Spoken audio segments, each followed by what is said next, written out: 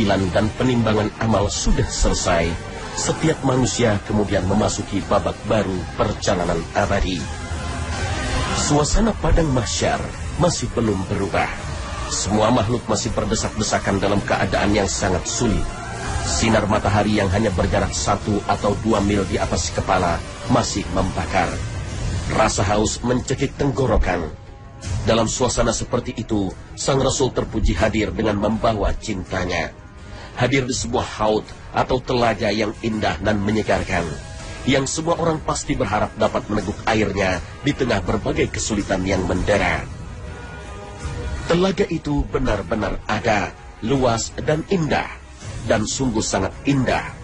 Orang banyak menyebutnya Telaga Al-Kautsar, artinya nikmat yang banyak. Tapi dalam berbagai sumber disebutkan nama Al-Kautsar bukanlah nama telaga Nabi ini, tapi sebuah sungai di surga yang sangat jernih dan segar. Namun begitu, sungai Al-Kautsar terkait erat dengan haud atau telaga Nabi SAW di padang mahsyar. Telaga yang sangat dibutuhkan oleh semua orang karena kondisi yang sangat sulit itu pun dihadirkan.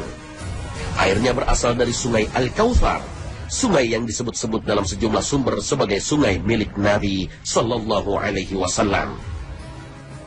Di telaga itu Rasulullah SAW menanti umatnya dengan luapan cinta dan kasih sayangnya, menyambut mereka yang kehausan. Sesungguhnya aku menunggu kedatangan kamu sekalian di telaga. Barang siapa melewati, dia pasti minum.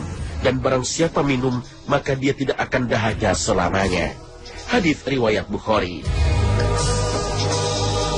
Kecintaan sang Nabi kepada kita umatnya tiada pernah henti. Walau terkadang yang dicinta tak pandai membalas cinta, juga tak sadar kalau selalu didoakan keselamatan dan ditangisi kesulitan yang menimpanya. Kecintaannya terbawa mati, bahkan tidak berujung. Cinta itu selalu hadir kapan dan bagaimanapun situasinya. Tak kenal suka maupun duka, tak terbatas dunia dan akhirat, tak terbedakan di saat aman atau sedang huru hara, di saat seorang ibu dan seorang anak tidak saling mengenal sekalipun. Bisa berjumpa dengan Nabi SAW dalam keadaan seperti itu tentu merupakan dambaan setiap muslim. Terlebih ketika itu seluruh manusia dalam kondisi sangat kehausan.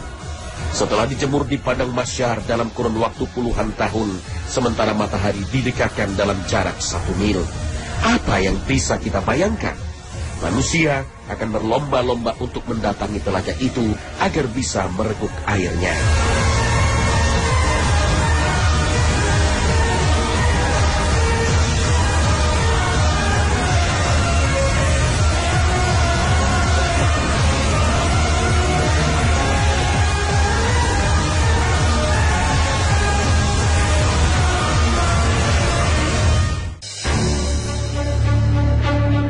Assalamualaikum warahmatullahi wabarakatuh. Tak hanya Rasul Muhammad SAW yang memiliki haud atau telaga di padang mahsyar.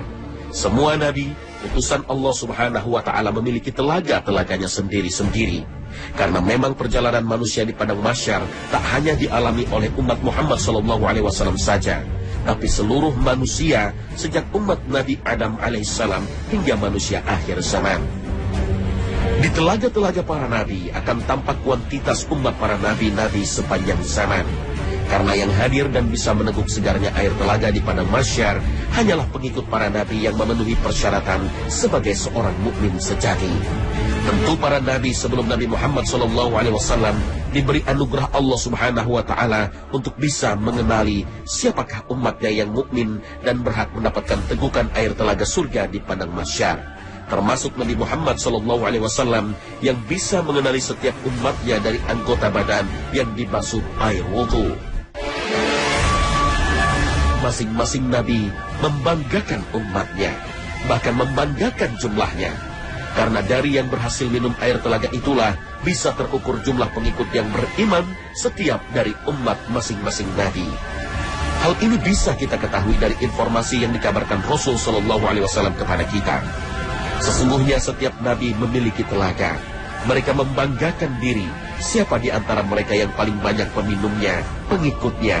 Dan aku berharap akulah yang paling banyak pengikutnya. Hadits riwayat Tirmizi. Sekalipun padang mahsyar termasuk informasi gaib, demikian pula dengan telaga. Namun haud atau telaga ini kini sudah tercipta.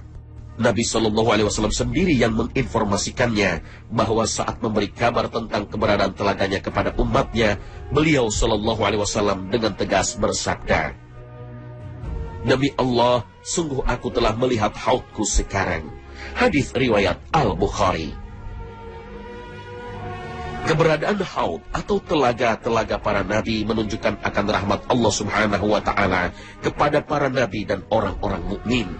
Meski semua umat dan nabi mendapatkan jatah haud atau telaganya masing-masing, namun telaga Nabi kita Muhammad SAW yang akan dinikmati oleh umatnya adalah telaga yang paling istimewa.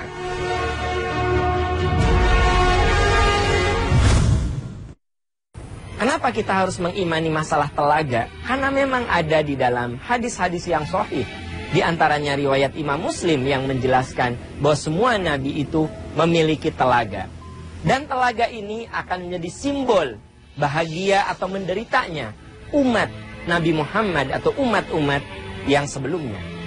Umat yang akan mendapatkan kebahagiaan di alam akhirat nanti, mereka akan meminum dari telaga tadi. Ada orang-orang yang diusir dari telaga itu. Siapa mereka? Menurut Ustadz Ibnul Qayyim, yang terusir dari telaga, yang tidak bisa meminum dari telaga itu, pertama adalah orang-orang yang zolim. Zolim terhadap istri kita, zolim terhadap suami, zolim terhadap anak. Kalau kita pemimpin, zolim terhadap anak buah kita. Ketika kita sebagai suami tidak melaksanakan kewajiban suami terhadap istri, tidak memberikan nafkah lahir, tidak memberikan nafkah batin, memperlakukan secara kasar, menempatkan istri secara tidak terhormat, maka sesungguhnya kita termasuk orang yang zalim. Orang seperti itu tidak akan pernah meminum di al-haud, tidak akan pernah minum dalam telaganya Rasulullah SAW. Jauhi zalim, inna dzulma dzulumatun yaumal qiyamah. Kezaliman itu akan menjadi sumber kegelapan di hari kiamat.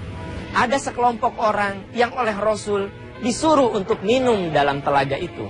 Orang itu mengatakan, "Ya Rasulullah, bagaimana engkau mengenali aku?" Kata Nabi, "Aku mengenalimu dari bekas-bekas wudhu." Sabda Rasulullah SAW yang mengatakan, ada di antara umatku yang ghurran muhajjalina min atharil wudhu. Wajah mereka bercahaya bekas berwudhu. Dan dengan cahaya yang ada di wajah itu, Rasulullah mengenali mereka dan mempersilahkan mereka untuk minum dalam haud itu. Di bulan Ramadan yang penuh keberkahan ini, kita asah jiwa kita agar kita bisa menjauhi perbuatan-perbuatan zalim. Karena kedzaliman akan membuat kita terhalang dari haud, akan terhalang menikmati, mencicipi minumnya di telaga yang penuh keindahan. Pemirsa Khazanah, keberadaan haud atau telaga Nabi SAW di padang mahsyar termasuk perkara gaib yang disebut para ulama sebagai bagian dari perkara yang wajib kita imani, karena bersumber dari sabda-sabda Nabi SAW yang akurat. Semoga kelak kita termasuk orang-orang yang mendapatkan anugerah Allah, bisa meminum airnya yang jernih dan menyegarkan untuk melepas dahaga setelah bertahun-tahun tak makan dan minum di padang mahsyar. Ya Allah, berikanlah kami minum dari telaga Nabi-Mu, jadikanlah kami pengikut tuntunan Nabi-Mu. Ya Allah, cucurkanlah kepada kami air minum dari tangan beliau yang mulia, yaitu minuman yang dengannya kami tidak merasakan kehausan selamanya. Ya Allah, kumpulkanlah kami dalam kelompok Nabi-Mu Muhammad SAW. Kumpulkanlah kami bersama para nabi-nabi, orang-orang yang jujur, para syuhada, dan orang-orang saleh. Merekalah sebaik-baik teman. Amin ya Rabbal Alamin. Setelah singgah sejenak di telaga Nabi, kaum beriman akan melanjutkan perjalanan abadi mereka menuju kebahagiaan abadi. Tetap bersama Khazanah Perjalanan Abadi setiap hari pukul 5.15 sepanjang bulan Ramadan. Terima kasih atas perhatian Anda. Wassalamualaikum warahmatullahi wabarakatuh.